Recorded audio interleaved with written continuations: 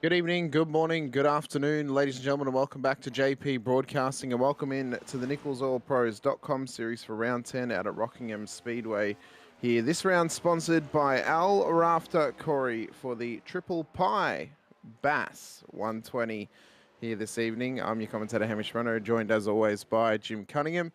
We were just trickling our way through technical difficulties, which happen sometimes, and it's completely okay. Some things happen, and sometimes it does. That's the crux to position. But we're in qualifying at the moment. They've got about 4 minutes to go, so we'll quickly run through the post-race, the race recap of last week, and then we'll come back to your screens very soon.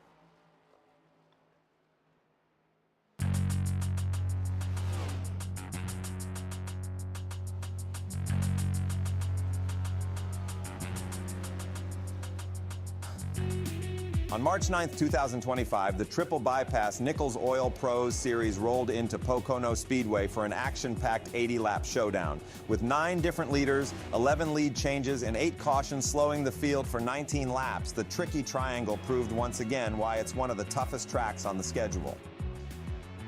Thank you to Matthew Aloka for sponsoring the Rapid Theft Racing 200 brought to us live by our friends at JP Broadcasting. Steve McClendon, in car 151, pulled off a spectacular victory, charging from 14th on the grid and an early equipment failure to take the checkered flag. Though he only led 1 lap, it was the one that mattered most, capitalizing on a late race battle to edge out the 24 car in a thrilling finish. McClendon's fastest lap of 53.4 seconds came on lap 45, and with a mix of patience and well-timed moves, he held strong in the closing laps to secure his second series win of the season. Right on his bumper, Matt Perosini, in car 24, made a hard-fought run at the win but came up just 0.35 seconds short. Starting 9th, Perosini worked his way through the field, positioning himself perfectly for the final sprint to the finish. His fastest lap of 53.2 seconds on lap 3 showed early race speed, and he kept the pressure on McClendon in the closing laps, but couldn't find the opening he needed to make a pass. Not far behind, Brad Kress put on a stellar performance of his own, storming through the field from 17th to finish 3rd. Just a half second behind Perosini, Kress was in the mix right until the checkered flag. He led 1 lap and clocked his fastest lap at 53.5 seconds on lap 44, keeping himself in contention throughout the race. Cameron Kane delivered a steady and consistent drive to finish 4th, showing strength in the long runs. Ryan Hyatt rounded out the top 5, finishing 2.4 seconds behind the winner after running a clean and trouble-free race. With multiple cautions shaking up the order and a 3-car battle to the finish, this one will go down as a classic. The constant lead changes, yellow flags, and late race intensity made for an unforgettable showdown at one of NASCAR's most unique tracks. We hope you enjoyed this thrilling Triple Bypass Nichols Oil Pro Series recap. We'll see you next time.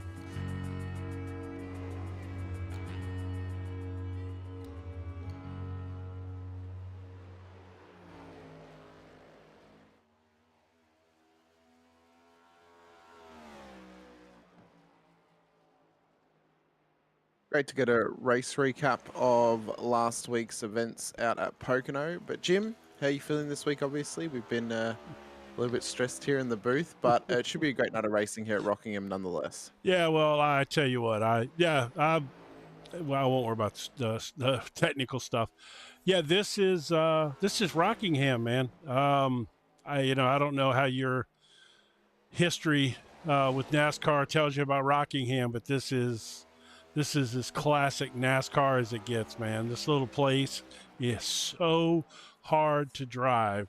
It's a little banked 1 mile track, and it's notoriously tough. Unfortunately, that could mean we could be seeing an evil color tonight, right as qualifying apparently is coming to an end. Well, you mentioned as classic. I mean, when I think of NASCAR, I think of Talladega, I think of Rockingham, and I think of Pocono. So it's one of the 3 circuits that I think of when I think of a NASCAR. Yeah, I would say Darlington would be another one. Yeah. And then probably Las Vegas Motor Speedway as well. But well, that's more modern, but yes. Yeah.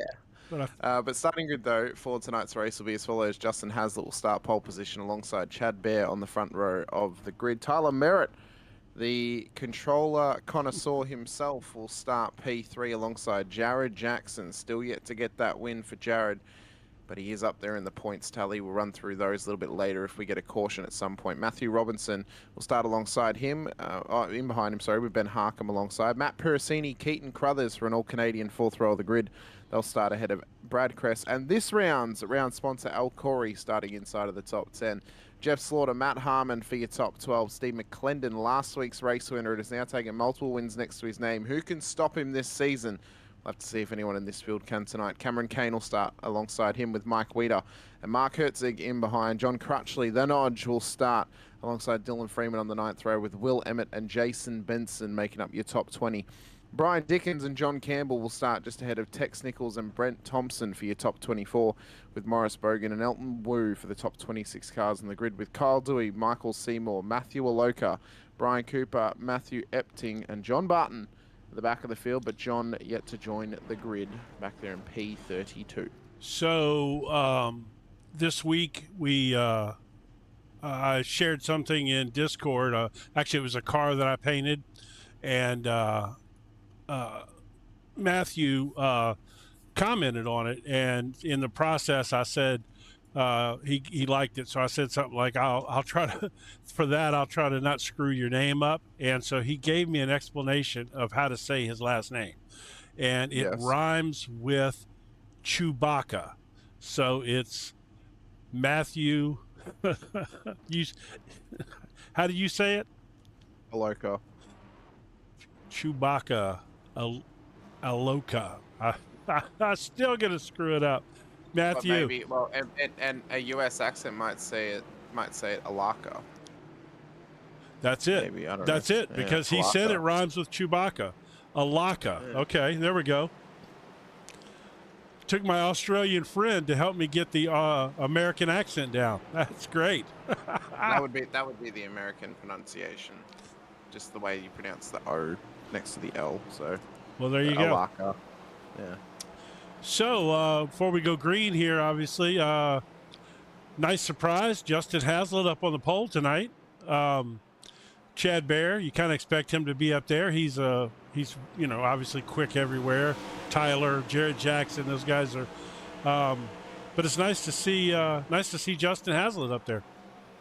Yeah, it's good to see him up towards the front as the pace car comes into the pit lane. We'll get the tower up. We'll be able to keep an eye on where drivers are. Green flag at Rockingham Speedway for 120 laps with a triple pie Bass 120. That's a very, we're definitely not going to get tongue-tied and twisted with that name for sure, Jim. But as they rocket round turn 1 up towards turn 2, we can see off the back of the Mustang here of Justin Haslett just the kind of lines, and it's already a caution, Jim. We've already got a caution out there, and it's not even the end of lap 1. What has happened at Rockingham?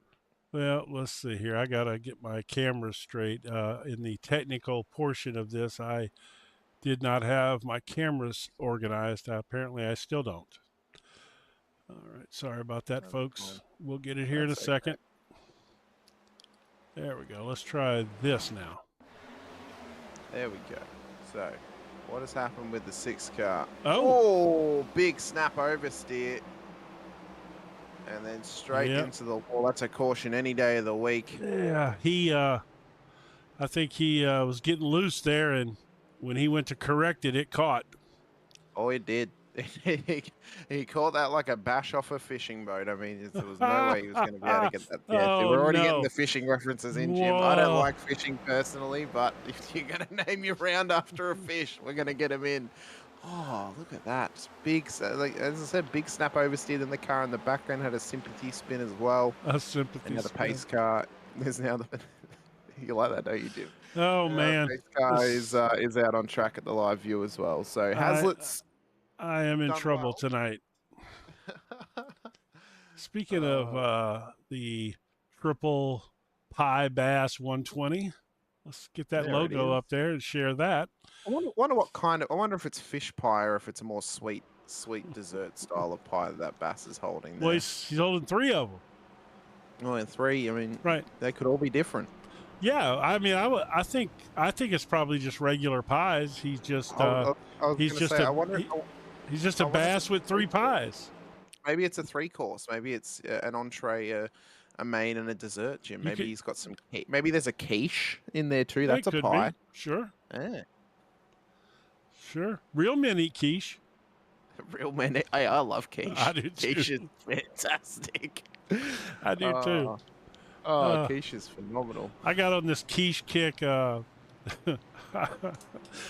it's gonna be one of those nights. I can tell already.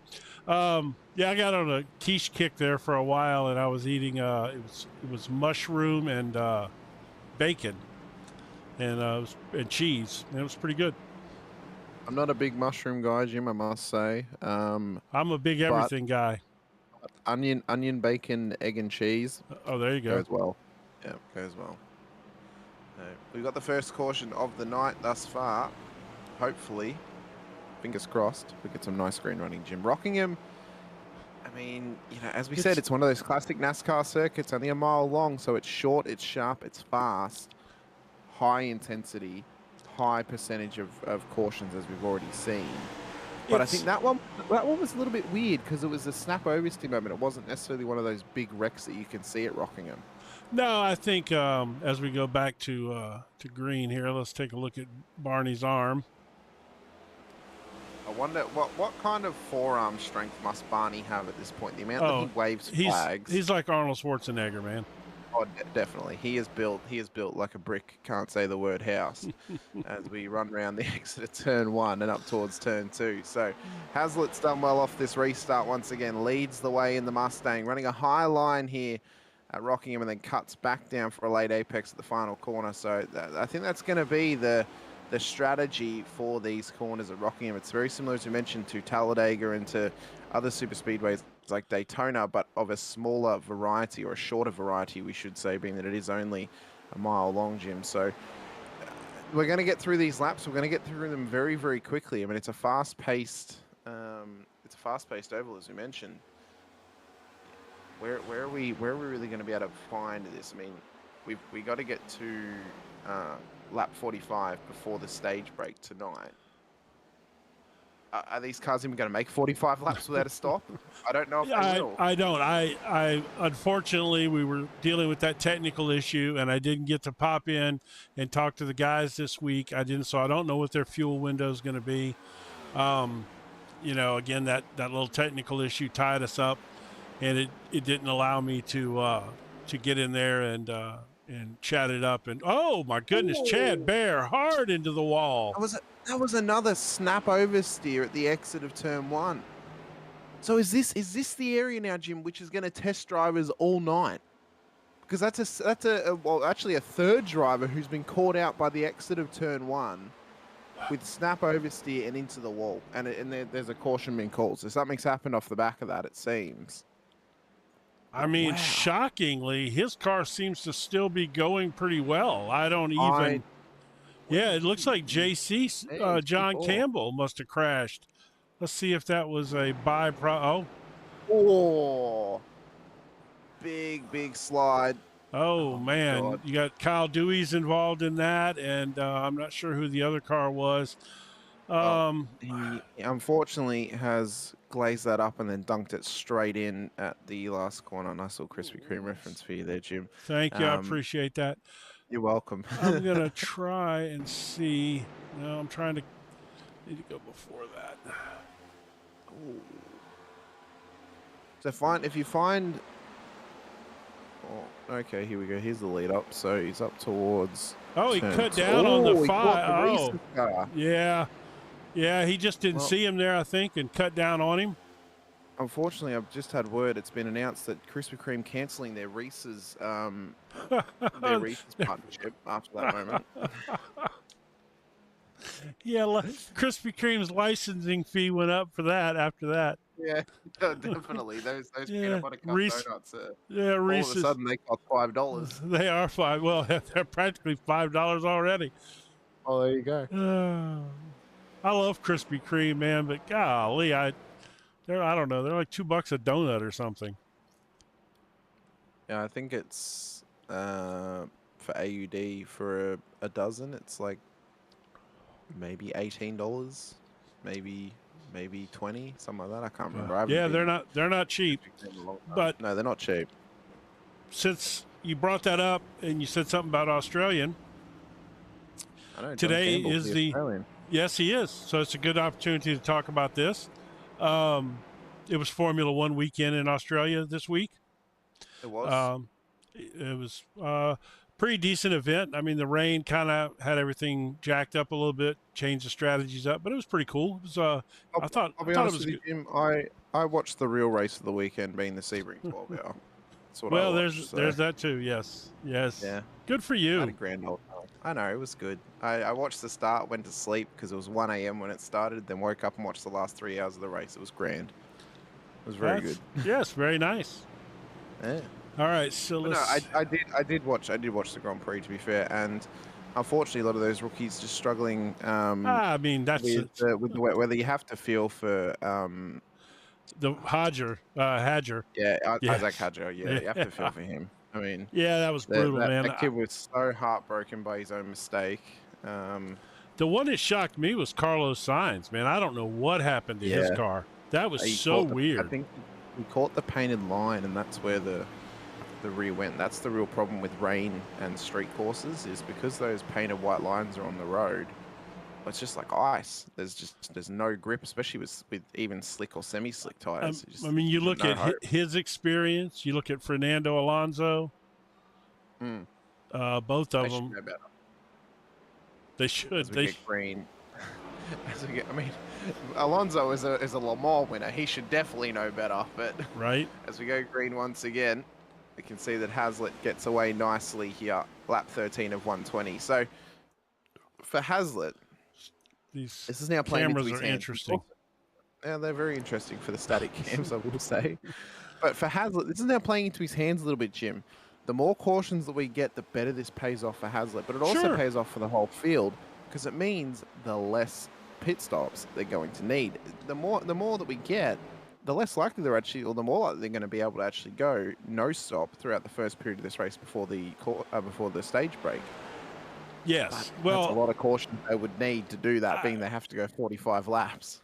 well, I'm gonna tell you. I personally feel like it's not gonna be like week 4 last, where the race course itself was causing the cautions. Rockingham is tough, but so far one of the cautions was a snap oversteer, first lap, cold tires kind of thing, and then JC's crash was purely he didn't see the 5 car underneath him. Yeah. So They've been self-inflicted moments. It hasn't been due to the track. It's been self-inflicted that's caused these cautions to come out. Exactly. And that's due to the challenge of the track, and that's due to the challenge of Rockingham, is you're having to deal with snap oversteer and little bumps in the road, and just trying to keep the car in a line astern is incredibly difficult, especially with the high-paced nature of this circuit. I mean, they're not dropping below 100 or barely dropping below 120 miles an hour for the majority of the lap, and for the rest of the majority, they're up and above 160. So it's high pace, it's high speed, and it's high pressure and high danger for these drivers as well. As Robinson in the Natty Light car is putting the pressure on John Hazlitt now at the front of the field. So could we see Matt try and fight his way through? Is this the breakout moment now for Tyler Merritt running on that gamepad? Is Rockingham the kind of circuit that actually suits Merritt with the controller? Well, I think first and foremost, I think that you haven't seen him at his best on that controller. I haven't. This year, he struggled a little bit this year. Man, last year I watched the dude win a couple of races, and he was just insanely fast, man. So I don't think, coming out or breakout or whatever, you know what I mean? Like, he's already had those moments. I was just barely here to see a few of them, and you weren't, unfortunately. But, yeah, he's definitely earned his stripes with that thumb controller for sure. Maybe breakout then for 2025 is what I mean. Yeah, So more or less, just get that first win of the year, tick it off, and and move on to the playoffs. I mean, I think he is capable of winning any week at any track, maybe with the exception of Road America. That may have been a little much with the thumbstick, but So. yeah, dude, I'm telling you, last year, all the races I called, that guy was so fast. That's why he blew me away so much, because he was just stomping the field with the thumbstick. We're watching him now, and he is pulling off racing lines that people struggle to do with a wheel. Yeah, like he is just smooth, consistent. I want to know what his sensitivity is on that controller, because he is just pinpoint accurate right now. And whether he has one of those 3D printed attachments for controllers that turns it into a little steering wheel. Didn't we ask him that? I thought we did, and he said no, he did. No, he does. Yeah. I thought we asked him that. I wasn't 100% sure, but I thought. But I wonder what how he holds it then. If he sits it on his lap and he uses his fingers like it's on a keyboard, or if he uses his actual thumb to steer the car, because it's insane how easily he's able to do this. Maybe he holds it in one hand and throttles with, say, his pinky, or throttles with his index finger and brakes with his pinky, and then steers it with all of his fingers of his left hand on that thumbstick. Maybe that's how he's able to control it so well. Yeah, I don't know, but maybe we can talk him into doing us a little tutorial video or something where we can play it one week. I think he has to, but that would be awesome. Tyler Merritt probably has it the best out of anyone. Do you know why, Jim? Why is that? Because he can either lay in his bed or he can sit in a recliner and race. He doesn't have to sit in a racing rig. He can just sit back, relax, pull the controller out, and just go racing. What's funny, right before you said that, I was sitting here thinking, this dude's probably kicked up in a recliner right now with his feet up. Like, everyone else is sweating away in a racing rig while he's sitting back at home racing on a controller, and it's ridiculous how he is with that controller. Is that your favorite driver just up ahead of them, Jim, It's my favorite livery. I like a lot of the drivers, but it is a personal favorite of mine when it comes to the livery. And Matt Harmon, who is right there. Oh, that's a bit. We've had a little blink. We'll see if they come back. There it is. Very good. All right. I actually believe that is my PC. Yeah. So there are some things that I've done in my back end, Jim, to try and limit these issues. One of them is, and I'll talk you through it later, is actually limiting your iRacing frames through your computer instead of through the iRacing app itself. Well, I made some changes with Al last week because we were having issues on that rain. On a broadcast where some of the cars were blinking out on the replay. And so we made a change to my computer, and Al's last words to me were, I hope it doesn't hurt your frames per second. And I think it is. So, well, the one thing that I would say is if your frames are not limited to 60 FPS on your iRacing, that can also lead to it because you're only streaming at 60 FPS. Okay. So there's no point having the frames any higher than that. If I change that during the race, I wouldn't change it during the race, Jim, unless it got really, really bad. Okay. Unless we got to the point where me and James have had it before, where we literally cannot see because cars are blinking too much. I wouldn't touch it right now. All right. Well, let's have a bit of a look further back though, because Steve McClendon is, as always, just sneaking his way through the field. He's up 7 spots back in P6. Well, he's back there sniffing that points. He's changed the livery again. I have to ask him. He said he's got a Lucky Charms livery, it seems. That's the livery I said during practice when we were working on the problem, and I glanced over at the screen. I said, "Man, that Lucky Charms livery is sweet." Yeah. So look at that. I mean, I don't.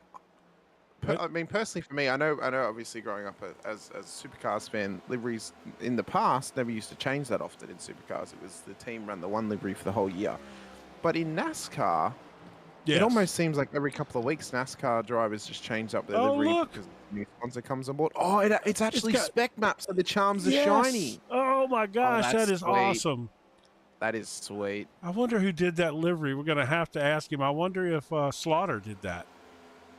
Well, you know, I it's don't know, but St. Patrick's Day weekend, too, I think, right? Of St. course, Patrick. that's why he's got it. Yeah. That's why he's got it. St. Patrick's Day weekend. Dude, that livery is sweet. Look at it sparkling all gold like that. Oh, that's cool. The one, you know what the one thing is that I figured out how to do a while ago, Jim, is there's actually a way to do metal flake paint on a spec map. Yes. And it is by doing two separate layers on the spec map of one being obviously the chrome and the other being chrome but dissolved. So it actually makes the little chrome flakes naturally in the spec map. And it works pretty cool. Yeah, no, I love doing liveries. In fact, I spent most of the day today doing a livery myself. I spent the weekend doing some liveries, Jim. I'll send you some photos that you can peruse at later. Or you can look at them if we get a caution again. It's up to you. Let's see what's going on back here. We got Chad Bear now is back in ninth. Yeah, so I wonder, is he still carrying some damage on that car from clipping the wall? He is. He hasn't been through the lane. Sure. So he's holding on great, and he can get some work done when it's time, when he gets in the pits. Good for him. He may be carrying some loss of performance as we get another caution happening, Jim. So what has caused the pace car to come back out on field here at Rockingham Speedway? And do we see anyone come into pit lane with only 10 laps to go before the stage break? There is smoke. I don't think this is going to show us much, no, because it's going to be on Chad Bear. I really don't know. Let's see if this shows us anything. Somebody's slow on the bottom down there. Brent Thompson. No, that shouldn't cause caution. That's after the caution, I think. Yeah. Nothing showing. That's fine. I wouldn't worry about it too much. We'll bounce around a little bit here while I got a second and see if I can find something.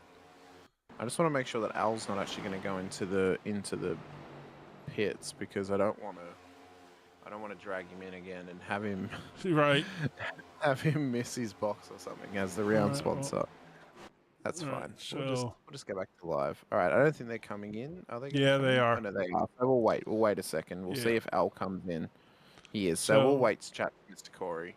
So who stayed out there? So the top 5 are McClendon, Cress, Robinson, Merritt, Hazlitt. So I think they can get to lap 45. Which is a pretty fair estimate, because we're going to be under caution now probably for 2 or 3 laps, Jim, seeing as we've got some pit stops happening. So that means they're only going to have to do 4 or 5 laps before the stage break. I think they can make it from here. I think they've gotten a bit of a, well, for Steve McClendon's case, a bit of a lucky charm in having this pace car come in. Okay, I'll give you that one. That was a good one. Thank you very much. Yeah, well, you're all week. Yeah, I need to activate that sound. I got that little drum sound too, a sound effect. I'll use that for you in the future. Here, Jim, I'll go you one better. Oh, there it is. There we go. There it is. All right, so Al Corey's now rejoined the circuit, so I can safely bring him in. Yep. We'll have a quick zoom as the race sponsor this week. Yep. Al Corey, this week's race sponsor. We decided to wait until you were out of pit lane this week. All good. But yeah, you're obviously the round sponsor this week for the Triple Pi Bass 120. It's a hell of a tongue twister. We appreciate it very much, Lee. But let us know. I mean, how's your race going thus far? You qualified pretty well inside the top 10, and are you pretty happy with your pace at the moment out here at Rockingham? I was. I got punted from behind and almost wrecked, but gathered it back up. That cost me a few spots, but I was getting ready to make up some spots with tire savings. So if we get a green, we won't get a long run here because the stage is coming up, but if we do get a long run, I feel really good about my pace. Oh, well, we'll have to see how you go. The lights are out on the pace car, though, so we'll be coming into pit road as it comes around the final corner. So we'll let you go and concentrate on your restart. Thanks for coming and have a quick chat to us. We'll check in with you a bit later in the race. Sounds great, guys. Thank you. All right, Jim. So pace car comes in. Green flag's going to be flying once again. Can the top 5 make it to the stage break here on this fuel? We predict that they very well may, but they've got to have to do 6 laps to get to stage break. And for John Hazlitt, well, or Justin Hazlitt, sorry, he could be on, Jim, for one hell of a stage win. Somebody was smoking it up bad there. I'm going to figure out these cameras in a minute. Somebody was smoking weird. Yeah. That was strange. Yeah, I think obviously at this point they know if they can make it or not, you know? Yeah. This is the weirdest camera group ever. For them, if they can't make it, the top-seeded driver who's taken a pit stop all the way back on lap 2, Mark Herzig.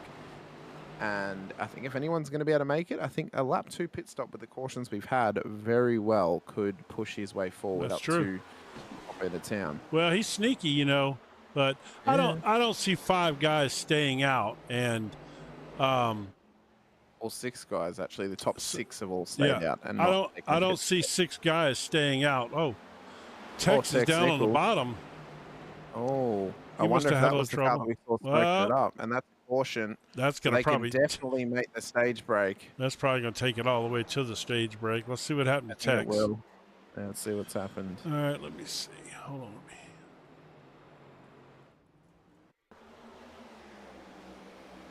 So the 60 Tex Nichols. Oh, he got spun. Oh, he did.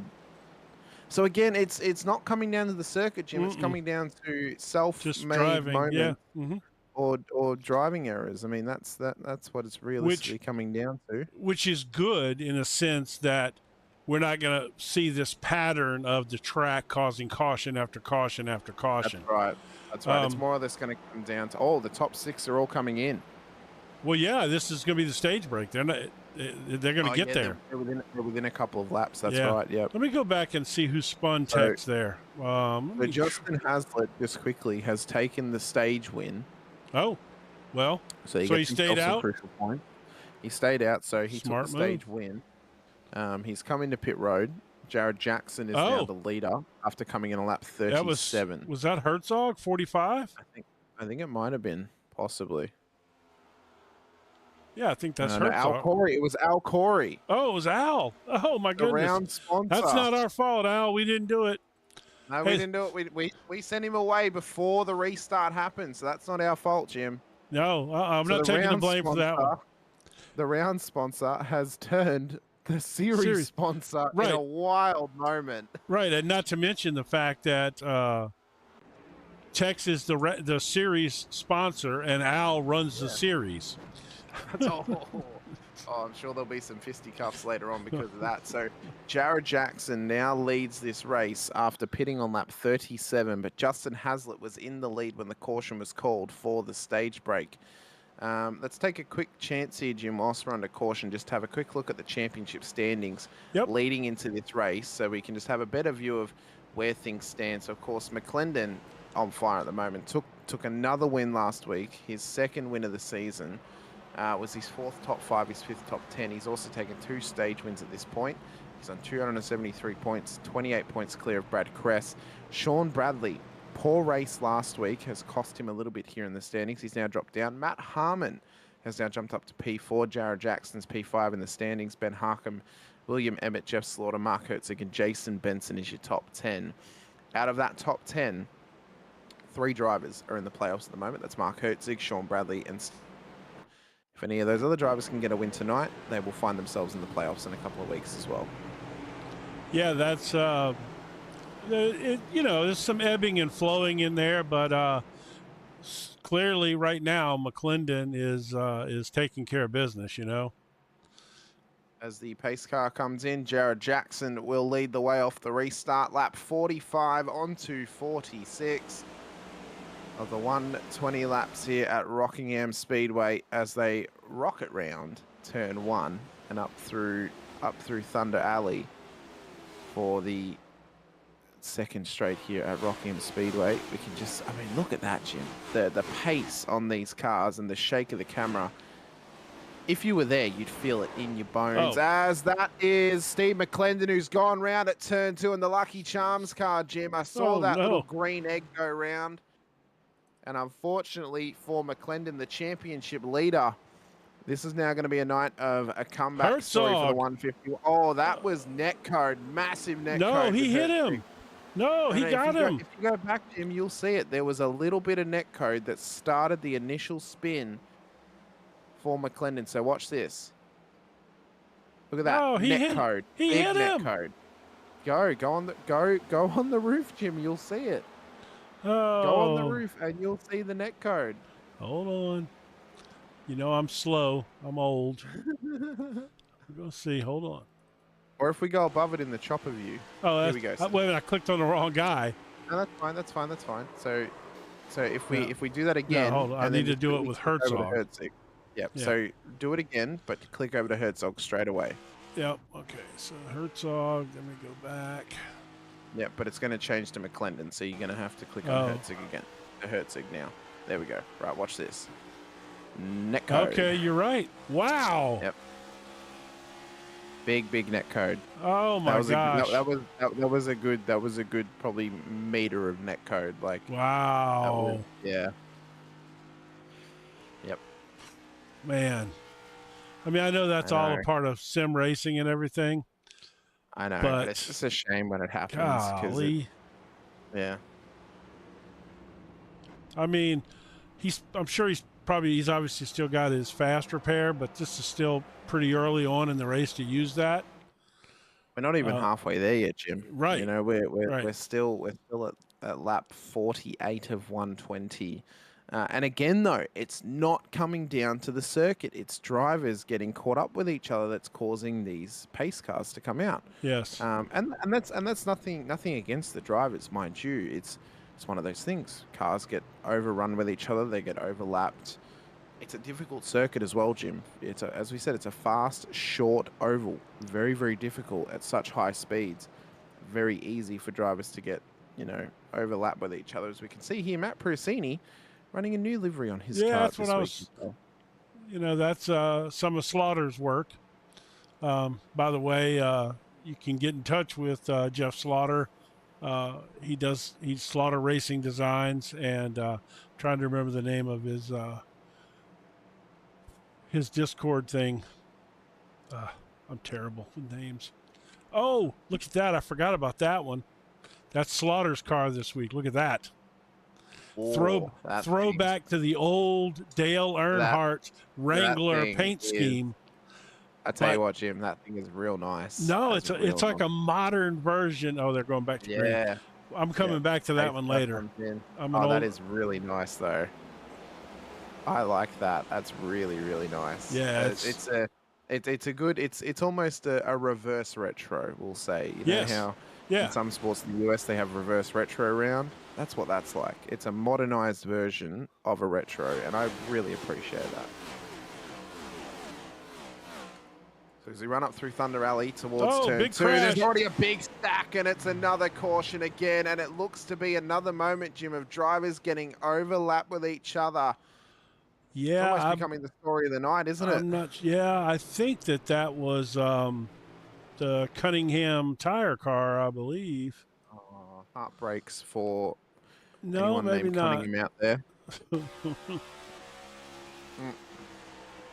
IGUI Jim on SDK.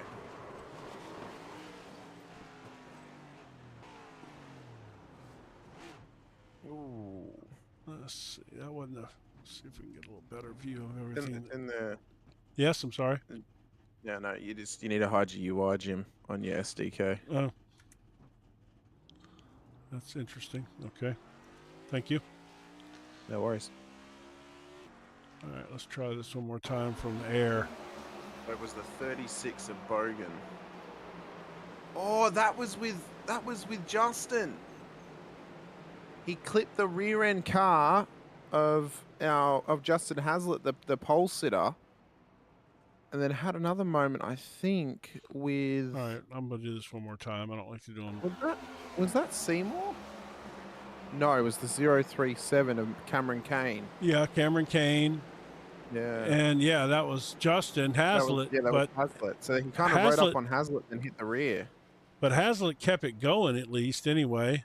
Looks like. Yeah, he didn't really feel it, so that's worked out in his favor. But look who now leads. Yeah. After all this, Matt Piracini. He's going to get a win this year. I have no doubt about it. I have no doubt he will get a win this year. Could it be tonight? Could it be tonight for the Albertan native? Oh Matt gosh, Piracini? here we go. What? No, I'm just saying he's from Alberta. He's from Stony Plain, Alberta. Yes, he is. You Course, say it. You say it every week. I like to mention where drivers are from. Let's go back to this Dale throwback, retro, modernized Dale Earnhardt. I love this livery. Course from Barrie, Nova Scotia, in Canada as well. I know where Barrie is. Well, let's see what Mike Weeda's running. Another Canadian. We'll go through all the Canadians in the field for you. I believe Mike Weeda he doesn't actually have his hometown, and I can't remember if we've actually had an opportunity to speak to him, so I don't know where Mike Weeda's from. Because it doesn't say. Is that a big old tire mark on the side of his car? Maybe. Look. Or it's part of the livery. I don't know. That's maybe, but it looks like a big old tire mark. Interesting. I'm not sure. Let me see. Here's another one for you. I have of course, from Calgary, Alberta, Keaton Crothers. I think Mike Weeder actually might be from Ottawa. He might be from Ottawa. Okay, that's it here. Now let's give a throw to your home country mate here. He's also from my home state. Oh, is he? Victoria, from Melbourne. So whether he's actually from Melbourne or he's from one of the suburbs, I'm not sure. But we're green flag running once again. The hometown hero section. That was a contact in the background. That looked like a steering failure, Jim. Let's see. That was right in behind John Campbell. I think that might have been Matthew Epting possibly. But that was a big, big steering failure that has brought this caution out to play. And it's going to be a single file restart. Brian Dickens? So was he gassed it up? Or was it that looks like that's a steering failure, surely. No, look, he's going now. Oh, he is. I wonder how that's happened. Dude, he juiced it up and lost it, it looks like. It does. I mean, that can happen, man. That ain't, no joke. It can definitely happen. Let's see one more time. But yeah, I think he just gassed it up and lost it. Probably in first gear instead of second and stomped it, and it just took off. It was a slow peel. Dude, he almost took the rear end out of. I don't know who that was, but he almost. I'm not sure. He almost smoked that car. Wow. Yeah. Well, if we head back to live, it's another pace car out on the John Campbell again. It is John Campbell again. But Matt Piracini is still going to lead this race because it was green and then immediate yellow, unfortunately. Yeah. So, yep. It happens. And again, it's coming down to driver mistakes. Yeah, it's not the track. Down to the track. No. I mean, don't get me wrong. This track's slick and it's probably tough. It's difficult. But they're not. It's very, very difficult. It's not like they're self-spinning a bunch. That was. But a lot of these have been just contact. Who's that getting their lap back there? I think that might have been the 36 that caused our last caution, which was Morris Bogan. It was. Is who it is. Let's take a run. Got the lucky dog. Let's look down the field here real quick while we got a chance and see if anybody's anybody interesting. So at the moment, Matthew Epting's up 10 spots back in P21. Yeah. He's had a good run this far. He has. In the Los Pollos Hermanos livery. What is that? Also Breaking Bad. It's a Los Pollos Hermanos livery. It's from Breaking Bad. I like it. I wonder if he's, since he's running number 18, he's probably a Kyle Busch fan. Quite possibly. Maybe not, but that's, Maybe not. Might have been born on the 18th, Jim. Maybe. People do that. Hey, from your home or from your state where you live in Texas, from Lexington, Texas. So, I believe Lexington's in Texas. Am I right, Jim? I don't know of a Lexington, Texas. That's not impossible, but I don't know it. Lexington, the famous Lexington, is going to be from Kentucky. Oh, yes, Lexington, Kentucky. Very sorry. Yes. Of course, that is my humble, non-American mistake. I will happily admit that. Well, my question is oh, I don't know. Let's look at Barney. He's just holding that flag up there. Oh, look. Oh, we're going to get green. Oh, well, that was actually a pretty good choice then, Jim. We know that we're going to go green. Oh, well, that works out well. Yeah, we could have looked at the pace car too, but still, this is more fun. We always look at the pace car when we have a pace car, Jim. Sometimes it's nice to see Barney waving the flag and doing his job proper. That's right. So as we come back through turn 1, they've done well off this restart, of course. It was a single file restart, being that it was so soon after the previous caution. We run down Thunder Alley and they rocket towards turn 2. We can see some battles happening in the background. McClendon wants to move on Tex Nichols. Up the inside, side-by-side action still up and around towards the main straightaway here of Rockingham as Piracini leads to Chad Bear. He's done well to get back up there, Jim. I have to wonder if he fixed that car now as well. And we know he's got speed. Oh, yeah. Chad's one of those guys, when he shows up, he's usually fast. You know, there's a handful of guys in this league, probably more than a handful. There's a lot of good racers in this league. That when they show up, you just know they're going to be fast. Piracini's certainly one of them as well. He's definitely got some pace. There's a couple of drivers running it wide then and just scraping the wall, taking a bit of paint with them. Apparently the high line is, I love running the high line. I'm a high line kind of guy when it's available. I like to stay up there by that wall. I think, and I could be wrong, I believe there was a Top Gear episode at one point where Richard Hammond did laps in a NASCAR, and I have a feeling it was at Rockingham. And was he running the high side? Run the high line. I think he was. He was running the high line. It was probably Darlington. Oh, okay. Either Darlington or like old Atlanta. Those were tracks you ran right up by the wall and you're hauling the mail, you know. As you are here. These cars are moving pretty good. If you for a 1 mile track, look, they're up in it, approaching 170 miles an hour. So yeah, we're not quite getting to the close to 200 miles an hour we can get at some of those super speedways, of course. Not a long enough straightaway for that to happen, but no. I have to wonder how fast would the new ARCA or the car of tomorrow would go around here. Well, the new ARCA car probably wouldn't be that much slower, you know, maybe 145 or so, maybe even 150. That new car drives great, by the way. To do laps in it personally. Yeah, I took it out yesterday and put about 50 laps on it. I had just done a livery for it as well, and so I just decided to go run it with the livery on it. And I don't even remember where I was at, but yeah, it drives good. It handles great. It grips up a lot better than the old ARCA car, which I'm not sure that everybody's going to be happy about, but it's good. Well, at least the old ARCA car, we still have the Gen 4 variant with the same car with the next gen motor in it. Right. That was. I don't even know if that was. I feel like that wasn't a mistake from iRacing. So you know Howie Burrows, right? Yes. Yeah. So Howie, he's a member of Triple Bypass. He's sponsored some races here in the past. He's raced with these guys a good bit. Howie is running he has a series that he runs with the next gen car, and it's a bunch of British people, and no offense to anybody that's British, but they, let's just say they're not the most experienced oval drivers in the world. And I'll have you know, James won Martin. No, here we go. Yes, he won it in a Mazda MX-5, not in a NASCAR vehicle.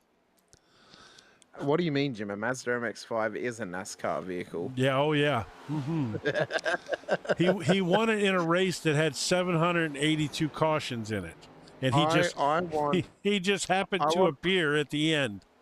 I want iRacing to mistakenly update the MX-5 one day to have the next gen engine in it, just for Martinsville. Okay, so let's talk about the race for a second, and then I'm going to go into a story, but I don't want to ignore the race for that long. So let's see what we got going on. Oh, look at this back here.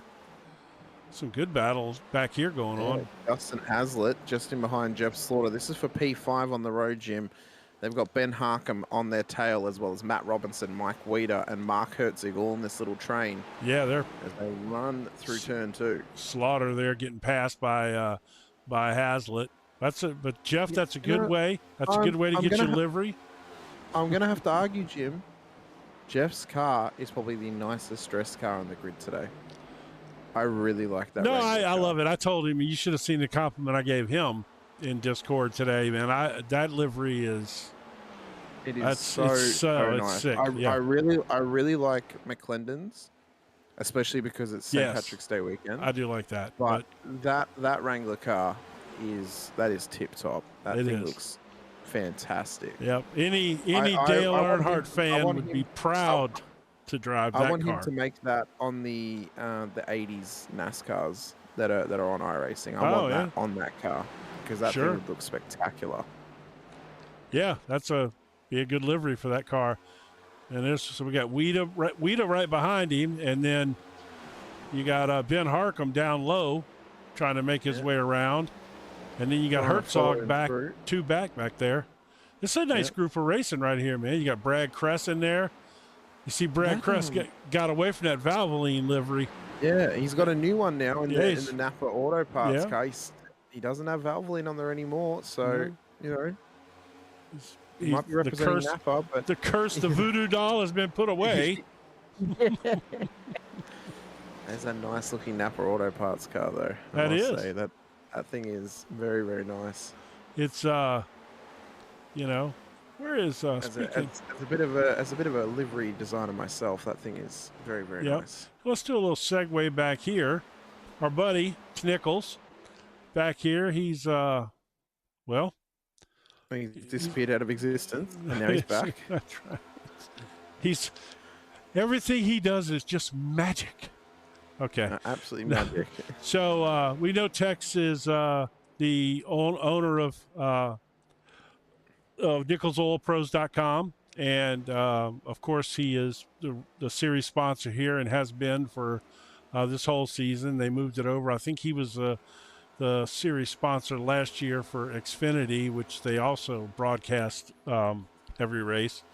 So, I think he still is doing his crazy email deal every week. I keep waiting for him to end it, but he's not. I think he's going to do it the whole season. I think he'll have it all year, Jim, probably throughout the year of 2025.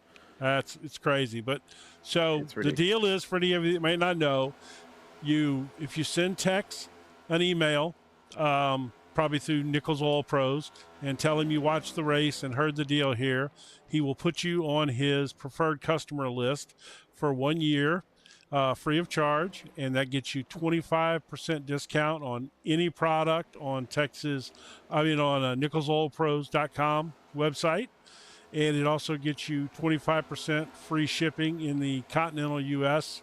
And last we heard, they were trying to work something out for Hawaii potentially, but certainly the continental U.S. free shipping. So get on over there and check that out. And we're thankful for Tex. He's a good guy, and he is a great sponsor. So we're thrilled to have him. So let's go back up front here and see what's happening. Chad Bear still running that high line up there. I love it. And he's doing well. Yeah, still right in behind Perthini. They're starting to break away now from Jackson in behind as well. And I think undoubtedly, Jim, this is our longest green period of the race. We like that, yeah. So we love that. We absolutely love that. You know what? We could take a look at that Nichols Oil Pro ad right now. We could indeed. We definitely could indeed. Let's see if we can make that happen. Whatever you drive, however you drive. AMSOIL specially engineers lubricants to maximize power, performance, and protection in your vehicles, so you can work hard and play hard with confidence.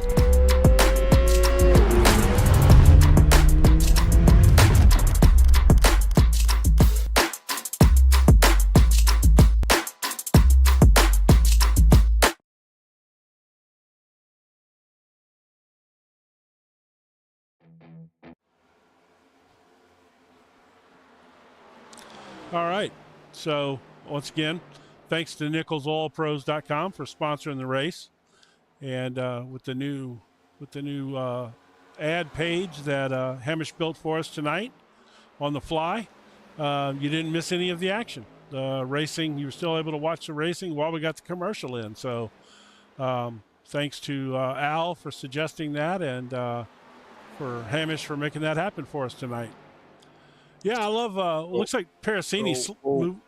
We'll get a more on brand one for next week. Yes, that was yes. that was a little 5-minute jobby that we just Yes. quickly did, so we had it ready. But it looks like Parasini's car is not working as well on the bottom as it was. So it looks like he's kind of decided to run up and run that middle to high line. Not quite as high as Chad is, but he's certainly running more of a middle line now. Yeah, he's definitely trying to defend the line as best he can from Chad, taking his preferred line on the high line, but still side by side though. Oh my God, look how close he's getting to that wall. Oh my God. I thought he was going to leave some paint behind then, Jim, I'm going to be honest. We got to start thinking about pit stops, man. We do. They've gone ever since both these guys have gone since lap 37. So they've had a couple of cautions in that time. Chad got so by I him. think maybe in the next couple of laps he did. That was a great move from Chad Bear. And that's another caution, Jim. You say it into existence and it comes into fruition. So I would say we're likely going to see them come into pit road this time by. Yeah, 100%. No doubt about that. Let's see what happened.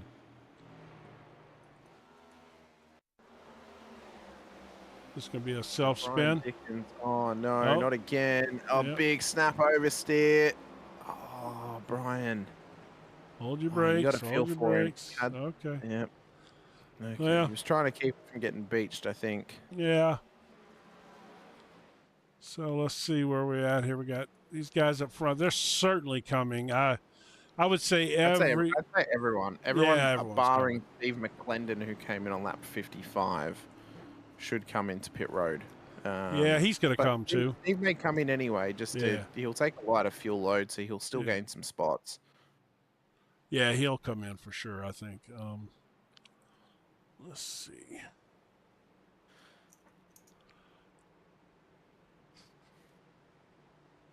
So everyone enters pit road at this stage of the race. No one is staying out. No. So it appears that they're all on the limits of those fuel tanks. So no point staying, as Matt Epting is already exiting pit road. So he must have already been in. Yeah, he must have. Caution was called. So that's actually worked out well for him. He'll get a lap back here because of this. So there's your two leaders. They were on the first row for the qualifying, so they're going to have those great pit spots right up front, which is always a huge advantage.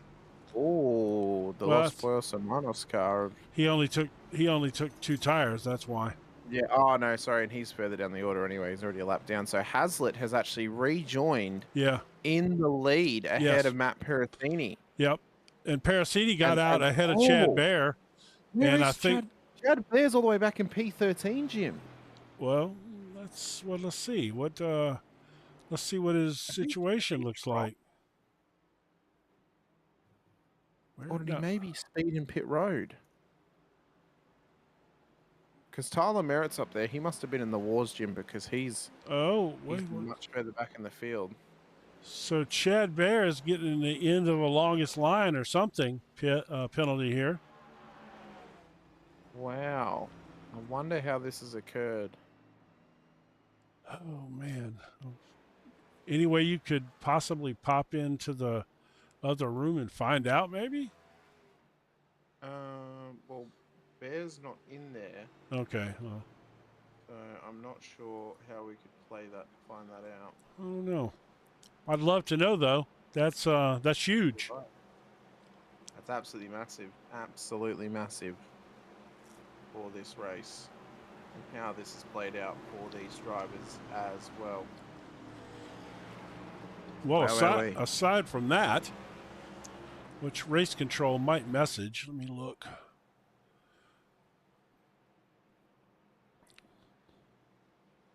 Not as of now. Yeah, that's curious. Regardless, we get green flag running once again. Justin Hazlitt back in the lead. We are 3/4 in through this race once we hit lap 90 with 30 to go. Better watch Chad Bear. He's going to be a man on the mission. Oh, he's got a long way to go across 30 laps, Jim. Yeah, watch him though. A long way to go. Watch him. I'm telling you, I could just see it the way he was attacking the track right there. And I could even see it better if I would change the camera. So, did he maybe oh, he couldn't have jumped the green because No, it had to be a unsafe entering or a speeding in pit lane. coming in. Yeah. Okay. It had to be.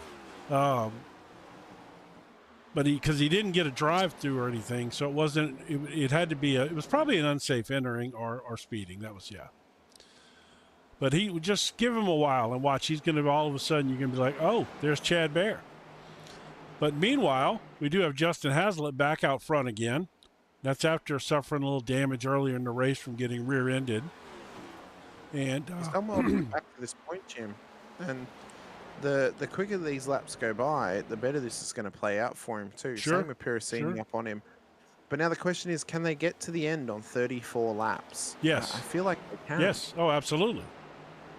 Absolutely. We've seen them do it. We've seen them go 34 laps already. So, yeah. But we've seen them do that with cautions. So have they done that on green? I don't think they've gone 34 laps yet on green. Well, how far did those guys just go in that last segment? That was a pretty good stretch of green. It was. It was. Yeah, I think 34 is doable. I think it is. Plus, let's not kid ourselves. We go the rest of this race without a caution. I'll be shocked.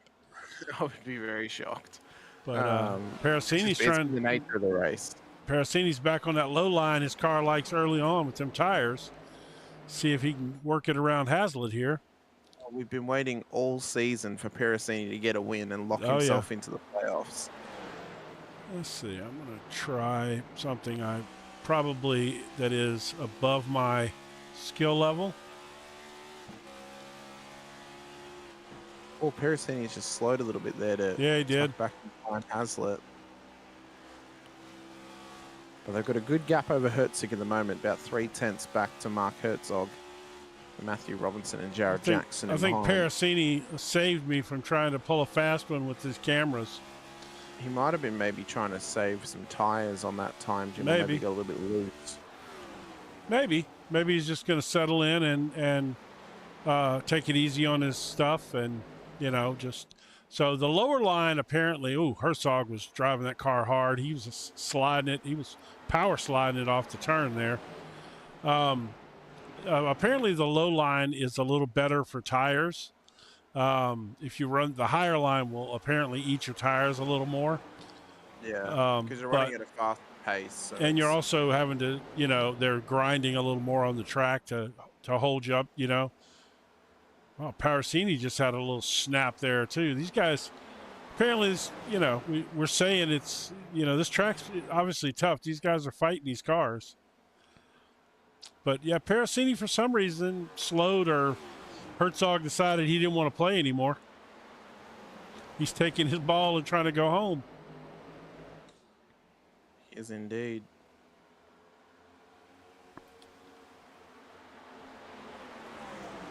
So drivers are pushing on towards the end of this race. We've got 23 laps to go, Jim, in this one here this evening. And Piracini has got some good pace, but Hazlitt has had good pace all night. Of course, started on pole, has then had to try and push his way back forward through the field once again at the 0.27. So with 22 to go, it's anyone's game at the front of the field, and cautions may be ones that really dictate where this race goes, Jim. Yeah, I believe that's certainly possible. Look at Herzog down there smoking the tires on the bottom. He's sliding so hard. Oh, my goodness. Mark. Well, that finished. I was going to say Matthew Robinson was up there trying to challenge him. Well, Herzog took it low, man, and apparently his front tires didn't like that at all. And they did not like that one little bit. So let's see, we got that group coming up behind him. That's Cress and Jared Jackson right there. Isn't it funny how it's always the same names towards the end of the race? I know. It's amazing how that happens, isn't it, Jim? I mean, it's no coincidence, man. Good drivers are good drivers, you know. I mean, everything comes together in the end. Everything comes together. It really in the end, does. Yeah. It is incredible how that can work out.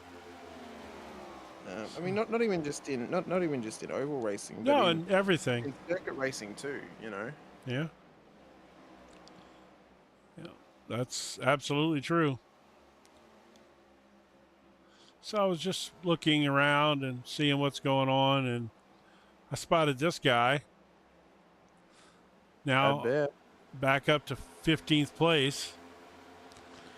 He definitely needs some cautions, though. He needs some cautions to help him. Oh, he does indeed. Yeah. He does indeed. He doesn't need this thing to go green because it's too many spots to make up. But if he gets a couple of cautions and can jump 4 or 5 cars every restart, he can get back up there. But as we're running through the field, Matthew up 15 spots. The reason I didn't say his last name is because I still can't do it. Blacker.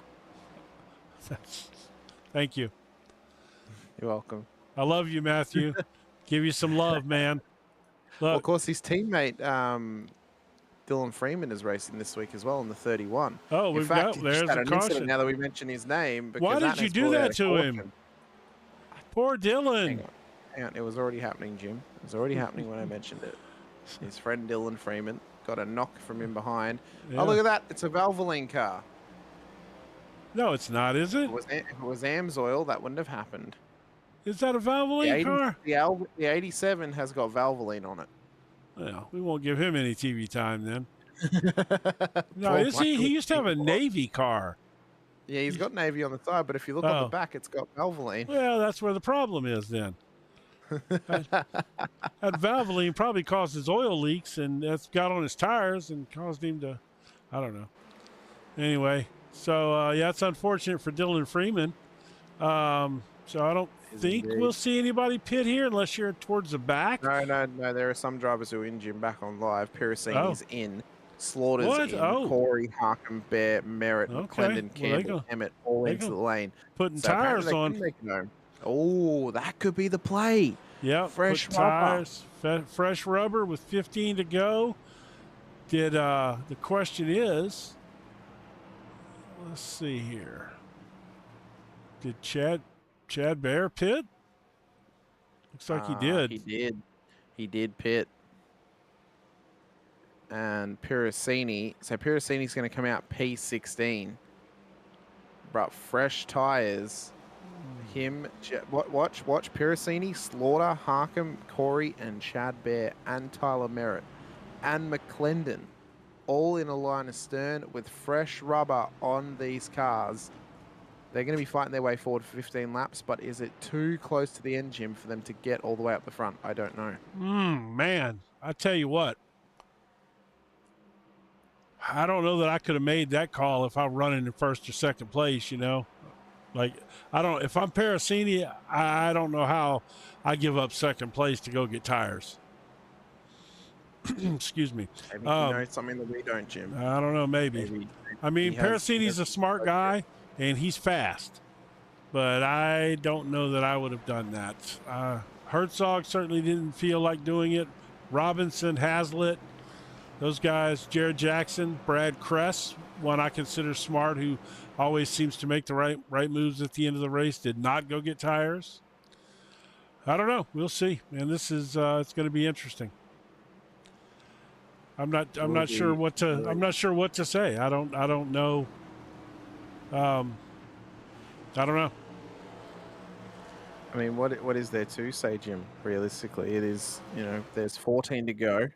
It's maximum pressure for these drivers. Some drivers have come in to take tires. The lights are out on the pace car. We're going It's green. going to be green flag running in a single file restart. So will this pay off for those drivers who've come in to take fresh rubber with 13 to go? Oh, they're wrecking already. It's immediate wreck. And look at that. Is that Matt Piracini who's been involved? Oh man, it sure looks like it. It's Matt Piracini, Wow. Ben Well, Harkham, and I think Matt Epting as well. Oh, Epting caught. Oh, he had nowhere to go. nope, Harkham either. Wow. Well, that's something we didn't talk about at all. I questioned the strategy itself, The cold but tires. And but they got back, and you got caught in somebody else who has not been running up front all night, got caught in his business. And that's another reason. Your heart has to break for Piracini, but he put himself. Yeah, I mean, that's a decision he made. He made the choice. Wow. Yeah. And you know what? Now that this caution has come out, Jim, this is now completely nerfed the strategy of some drivers coming to take tires. So we'll head back to live. The field's just in behind the pace car as well. But man, heart's got to break. But that's racing. Man. And that's what happens. Yeah, I mean, that's something we didn't really talk about. Like I said, I was sitting here questioning the strategy, whether you had enough time to get back to the front. I never even brought up the fact that, you're at the back of the field. You're behind guys who are back there for a reason. I'm not saying they're poor drivers or whatever, but maybe this track doesn't suit them, whatever. Maybe their car's angry this week, I mean, for whatever reason, they just don't, not suited to running fast here, and you get caught up in somebody else's stuff back there. He gassed it up and spun it into the wall right in front of them. Nothing they can do about it. But I tell you what, this caution sure did reward the guys who didn't pit. It did. It really, really rewarded them very, very highly. But the lights are out on the pace car. Yeah, we're about to go here again. We'll get green again as they traverse around the first corner here of Rockingham Speedway. So, predictions, Jim? Where do you think this one's going to go? Who do you think it favors? I wouldn't mind seeing Jared Jackson take that elusive win. That would be great. That would be good. Stayed away from him all season. I gotta like Mark Herzog where he's sitting again, man. Third place. Got pretty good rubber on the car. He's up front. I'm also liking Brad Kress, P5. Sure. In the 9. We know he's got some good pace as well. And I think it's going to be a hell of a race. I think it's anyone's game, realistically speaking, inside of the top 5. Yes, I would agree with that. I think coming outside of the 5, they can get there, but it's going to take some magic for that to happen for them. Yeah, I agree with that. Unless this is just caution filled here. Yeah. So green flag running once again. Justin Hazlitt leads us away. 9 laps to go. So we're down into the single digits now here at Rockingham Speedway. He's rocketed off the line. Look at Herzog. Here comes Herzog though. Oh, he is pushing forward very soon and very quickly. What I didn't mention about Herzog and didn't factor into what I just said was obviously I picked him earlier in the year and got another caution. It's Jeff Slaughter and Al Corey, Jim. No. They've had it coming together, and Slaughter's coming to pit road. Oh man, that's with the 36 as well. He's been in the wars tonight. Yeah. Yeah, although that looked to be apparently on Slaughter. I'm not 100% sure, but I felt like that was Slaughter there. Let's see. I would tend to agree. So he's gone for the low line. He's then come back up to 36. Well, 36 did kind of turn down at the same time. No, I don't know. He changed lines, unfortunately, Jim. I think if he'd actually held his line there, that wouldn't have happened. Yeah, I agree with that. So let's go back up here. Back to live viewing. Yep. Are we on live, Jim? No. We are. There we go. So this is now playing into the hand of Herzog. In Hazlitt's favor. Sorry, leading the way. Another caution here. 7 to go with Robinson in behind. So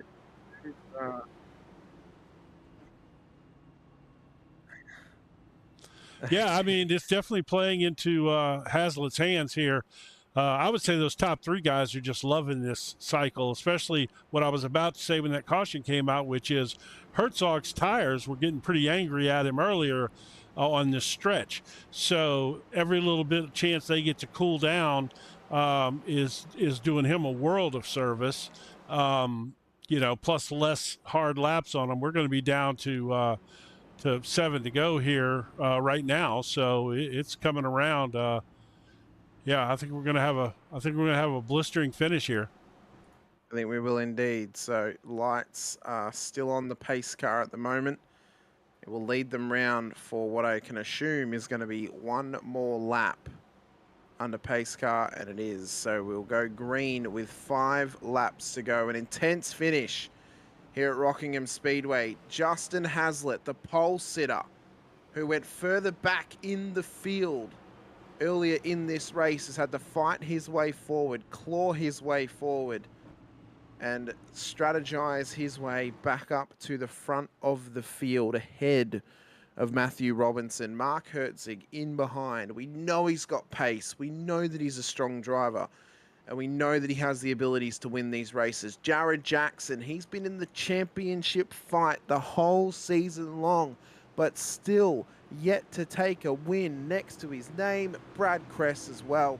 We know that he has got some fire in his belly, and we know that he has got the ability to take race wins too. So the top 5, it's anyone's game. The likes of Mike Weeder, Elton Wu, Crothers, and Kane and Aleka.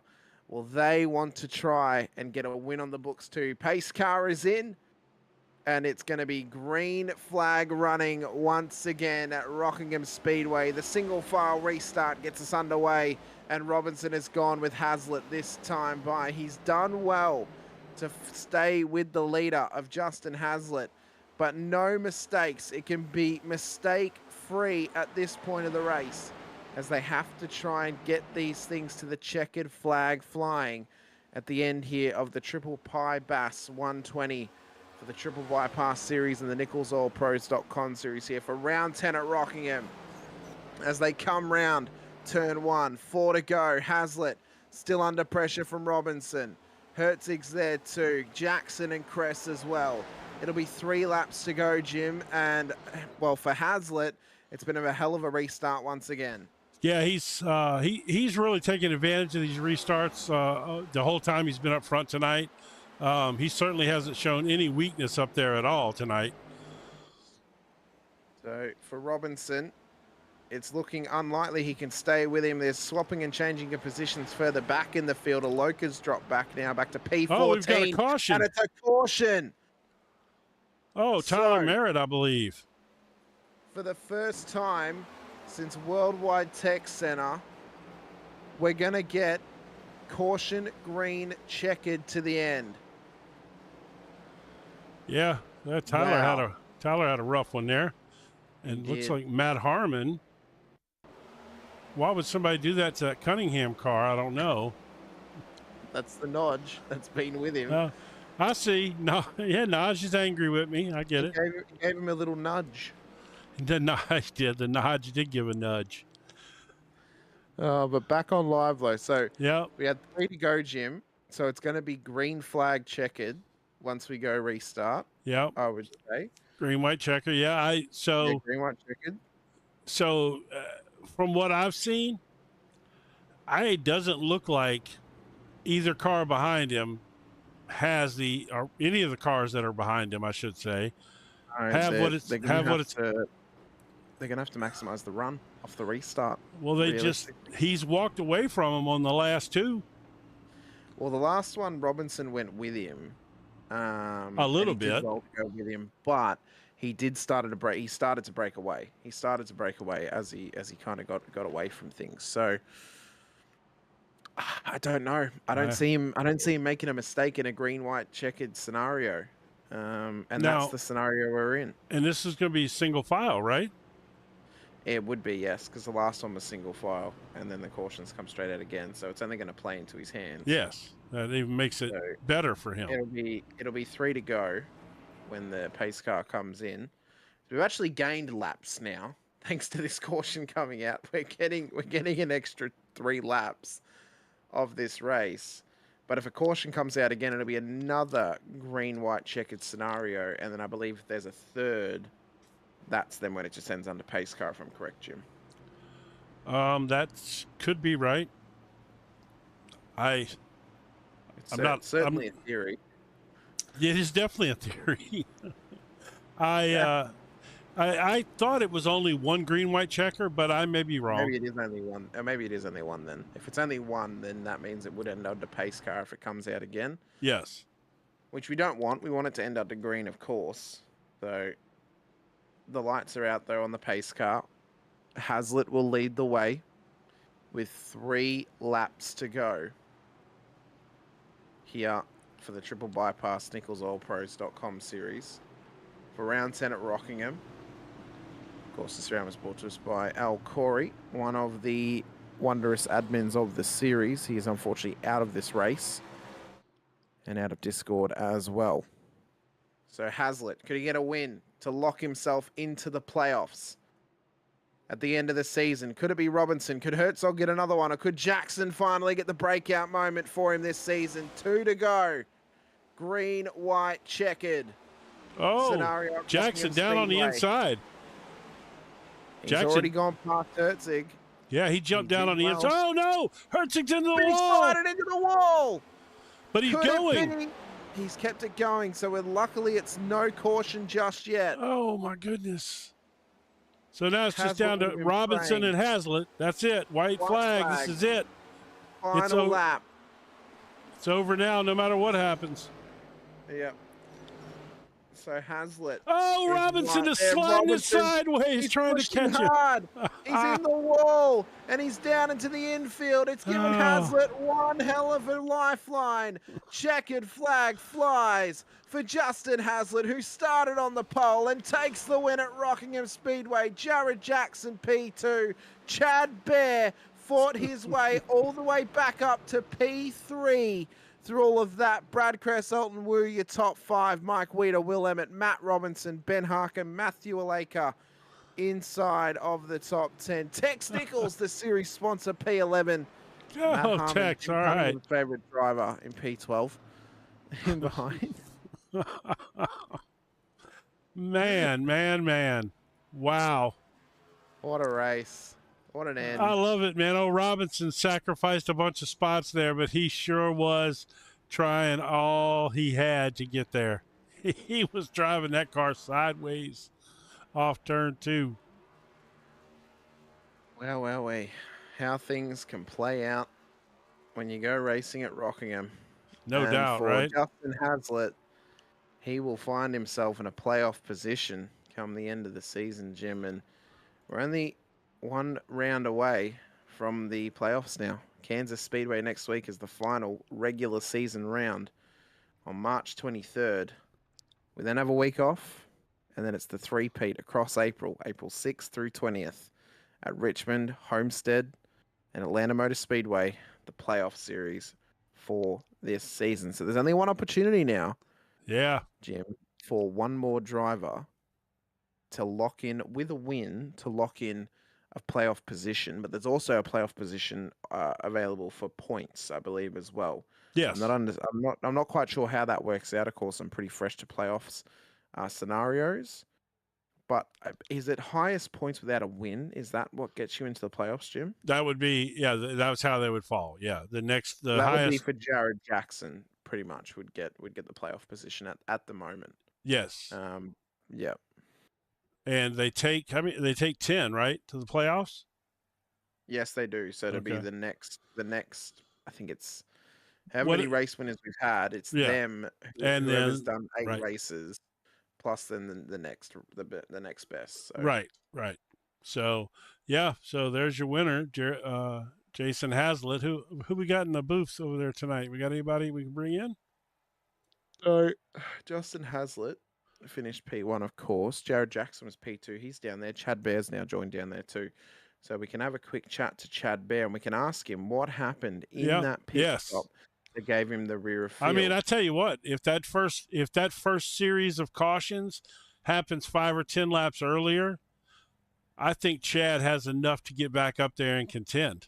like I had kind of predicted. We'll find out. Very well put off. Mr. Bear, we look forward to having this chat to you because we had a burning question on our lips at one point in the race, and it was during your final pits or your second to last pit stop. You got a rear of train penalty. What happened? Why did you end up having to go to the back of the field after that pit stop? Yeah, just a complete lack of concentration on my part. I come down pit road and I thought the speed limit was 45, and that's what I was running, and the speed limit's 40. So I just pretty much give that one away all on my own. Yeah, that's unfortunate, man. We speculated it had to be an unsafe entry or speeding, and that's so unfortunate because, I mean, clearly you had a car, even though you drove it up the wall early on in the race. You managed to bounce back from that really nice. And I mean, I could easily argue that you were certainly one of the top 2 or 3 cars tonight, even though you did end up finishing in third. You just didn't have enough cautions, I don't think, to get back up there after that last pit stop, Oh, yeah, just too many mistakes on my part. Like, that was completely self-inflicted. That first, I can't remember, that was in the first 10 laps, I think. When it was early. Clobbered the wall. I hit it so hard that I mean, the car looked like it was up on 2 wheels. I don't know how it was on the broadcast. Yeah, it was. I could not believe that I didn't get a meatball from that, but I just kind of stuck it out. I think I ended up finishing 9th or 10th or something like that, but with wheel damage and other damage, like it was a mess. And then, played the right pit strategy after that to get my track position back, but I lacked the concentration to keep it. So there you go.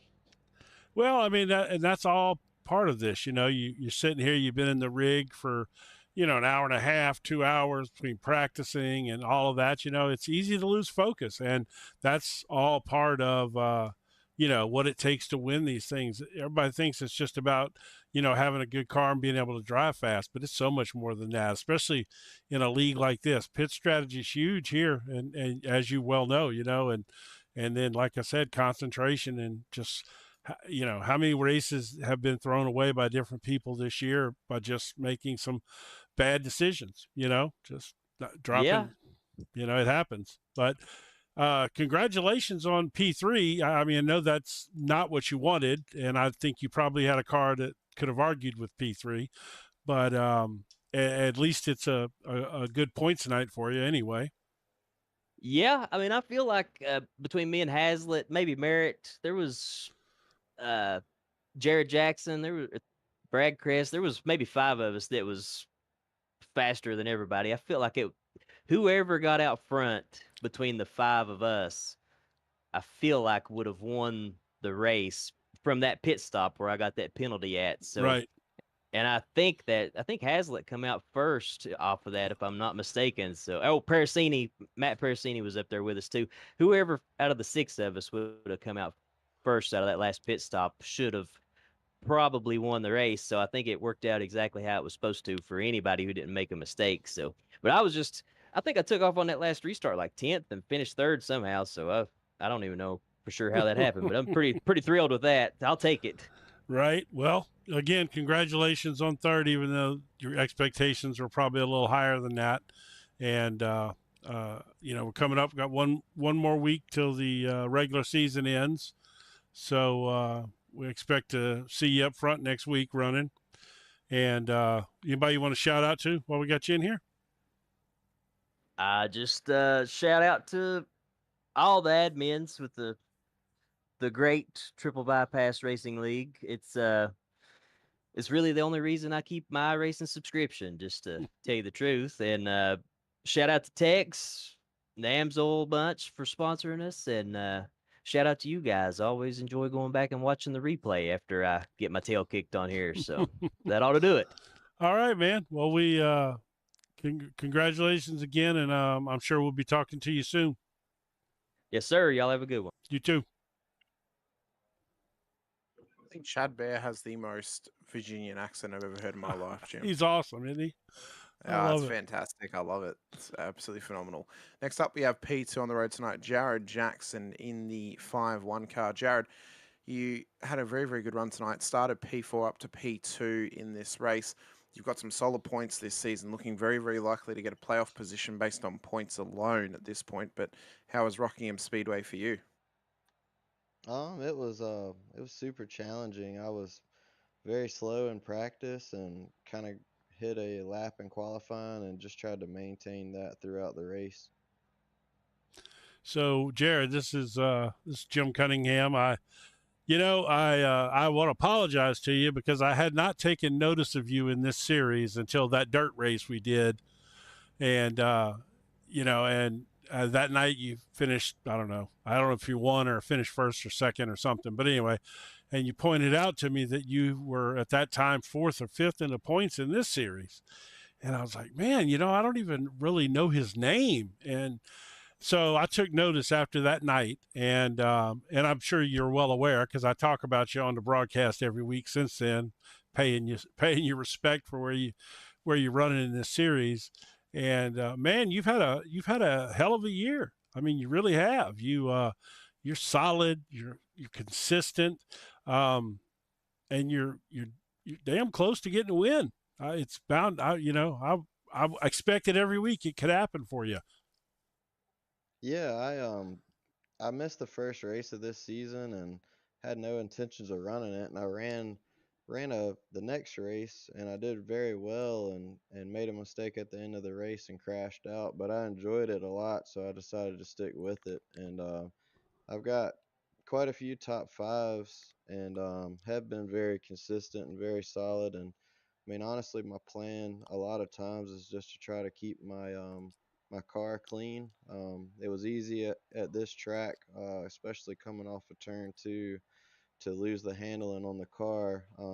You know, is what happened with Matthew Robinson, and I probably left a lot of speed on the table. But I honestly thought if I was just smooth and steady, I'd probably get a top five. And who knows how the chase will go. I kind of like the format, and all this NASCAR stuff is completely new to me, so I'm fortunate to be doing as well as I have done. But I'm optimistic that anything can happen in the chase, and I feel like I have a real opportunity. Oh, I can't disagree with that, man. You are, you're literally finishing in the top five every week. I mean, at any point in time, this could fall your way. I mean, and I'm sure you're developing the pit strategy as you're going along because that's one of the tougher things that if you don't have a lot of NASCAR experience, sometimes the pit strategy can kind of get you. But you've managed to not have that happen, and I'm sure you're learning as you go as you see what other people are doing. Well, tell me again, what is your background? What kind of racing do you come from? Because like I said, the first night I ever noticed you was in that dirt race. We were just having fun out there, and so where's your background? I've actually been racing in real life for over 30 years now. I started at about 5 years old. I'm 36 now. I've raced go-karts on dirt on the East Coast Mm-hmm. of the United States. I've done that for the past 30 years. I dabbled in some legend cars Mm-hmm.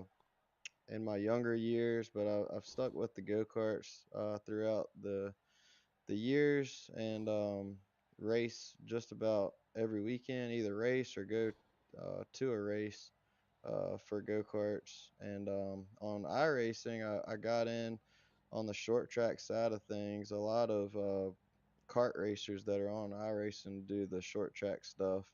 So I was really big into the official stuff, trying to have a high I rating and stuff like that. And I started playing around with the dirt on iRacing as well, and got my I rating up on that, and kind of got burnt out with it and started doing the league.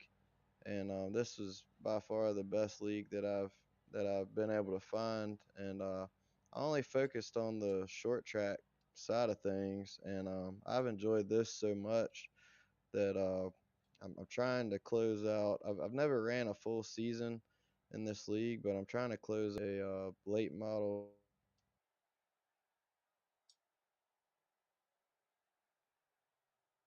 championship in this on this for the summer season that they have. Well, yeah, you've really been a surprise, man. And I love the fact that you come from go-karts on dirt. I spent a lot of time with a stepbrother or a stepbrother, yeah, years ago with him trying to run dirt go-karts, and that's a hoot, man. That's some good people that do that. It's just good, tailgate and family kind of fun, and that's primarily our whole team on iRacing. They either race in dirt karting now, or they did at one time, and we have a big group at On Edge Racing, and that's where it all came from, was the dirt karting. And strangely enough, right now with the karting, I help Elliott Sadler, who raced in NASCAR oh for yeah, I many know. years. I know I who help Elliott is. his son has started racing karts in the last year or two, so I race with them, and I see them most every weekend. Oh, really? That's cool. I love Elliott, man. He's one of the good guys of racing, and Hermie too. But I was a huge fan of Elliott, man. All those years when he was in Cup and coming up to Cup and since Cup, back down running that Busch car for so many years and all. That's good to see he's out there. So many of these race car drivers, they're getting a little older now. They got their kids out there running dirt and stuff like that. I love to see that. Love it. Oh yeah, he's getting his hands dirty every weekend. He's very passionate about it, and he's a excellent guy. Has been treating me very well over the last handful of years that I've really gotten to know him well, and I think he's truthfully enjoying just being a dad and Yeah. spending time with his son. And NASCAR that's a tough life, and he put his years in. He's it's time for him to have some fun with his kids. That's good. Glad to hear that. All right, man. Anybody you want to shout out to real quick before we let you go? Yeah, thanks to you guys for the broadcast. I really enjoy it. My wife enjoys laying in bed and and watching me race upstairs and having some fun. Thanks to Al and all the admins at Triple Bypass. This is by far one of the best leagues that I've found, and it's a great group of guys. Shout out to Ryko Performance and Aftershock Setup Solutions. Caleb Hall, they helped me with providing me setups to run for the official stuff on iRacing, which I've been slacking on quite a bit, but they still support me. And also thanks to the whole group of guys, and there's quite a few of us at On Edge Racing.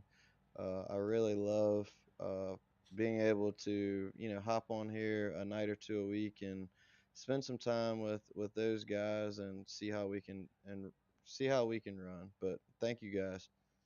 All right, man. Thank you, and I look forward to seeing you playoffs. I think you're going to be an interesting cog in that wheel. I really do. Don't let them old boys find out you just started this NASCAR stuff. They ain't gonna like getting beat by a rookie like that. Yeah, I'm hooked on it, and I'm sticking with it. Like I said, I'm trying to just close out the short track stuff for this league and get my first championship in this league here, and then just primarily focus on the NASCAR stuff, because it's a lot of fun, and the turnouts that they get are just amazing. So it is good stuff. That's right. 40 car fields. So I know, right? Anyway, thank you guys. Hope you guys have a good night. All right, man. You too. See you soon. Next up, we have P1 on the road this evening, Justin Hazlitt. Mr. Hazlitt, pole position, led the race at the start, dropped back through the field, fought your way back up to the front. You take a win here at Rockingham Speedway and lock yourself into a playoff position. Congratulations on all you've achieved here this evening. How does it feel to get that one done? Yeah, it feels pretty good. It was a long race with a lot of cautions, but it was a hell of a time. And I don't think I technically qualify for the sadly, because I haven't run enough of the entire series.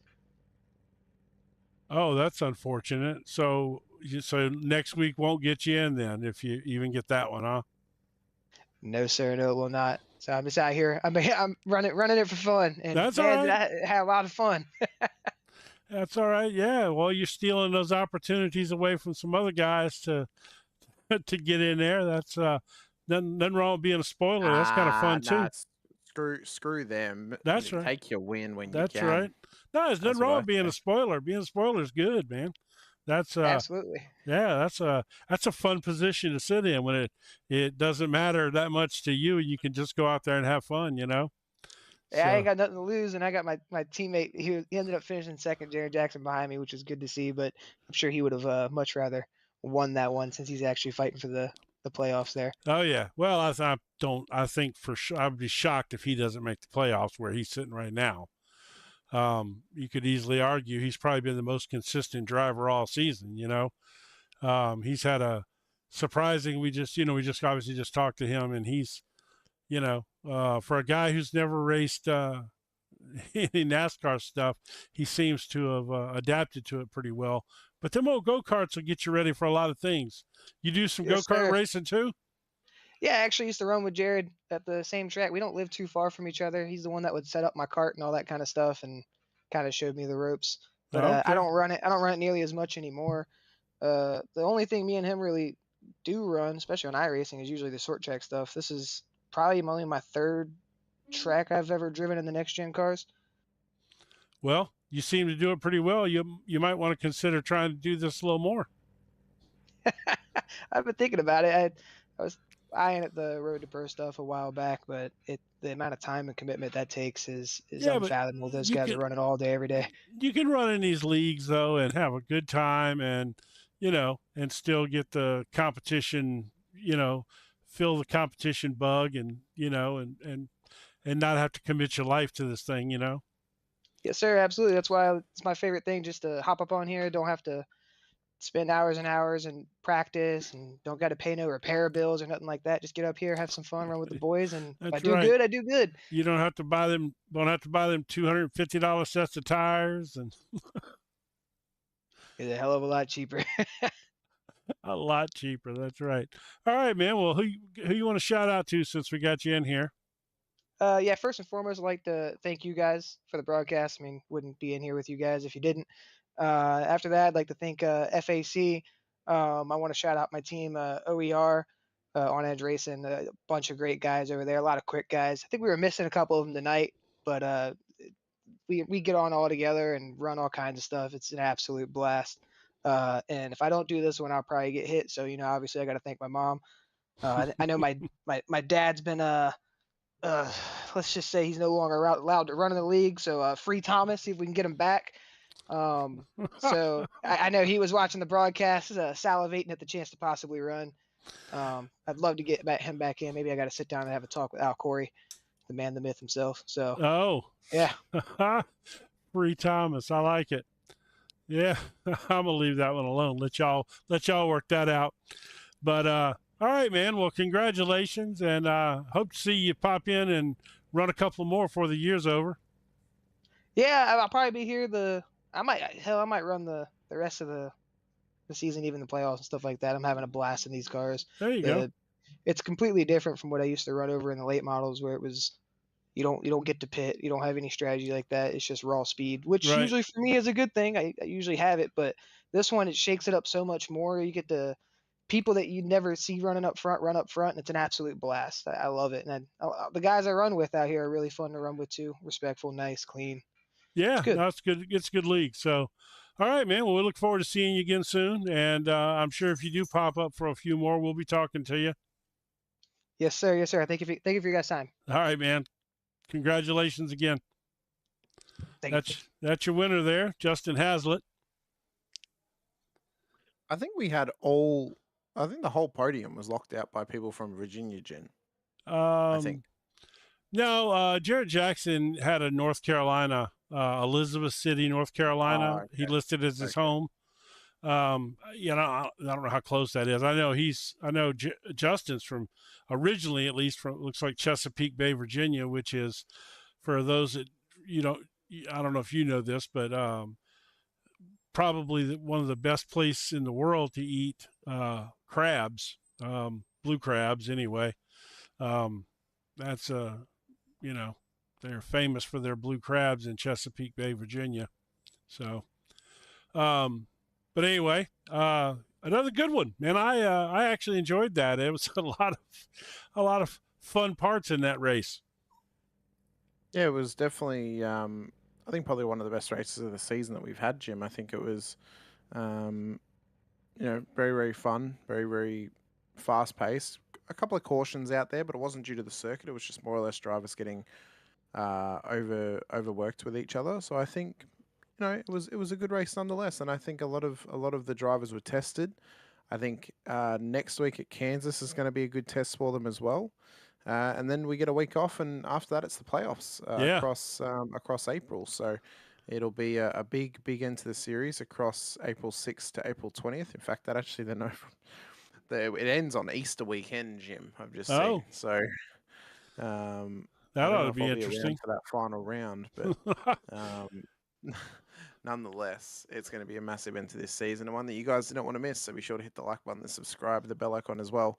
So you can join us here on JP Broadcasting. We've got so much more broadcasting and racing to come your way across the month of March and in throughout the rest of 2025 too, including the end of the Triple Bypass series across all the series that we broadcast here on JP Broadcasting for them, including the NicholsOilPros.com series.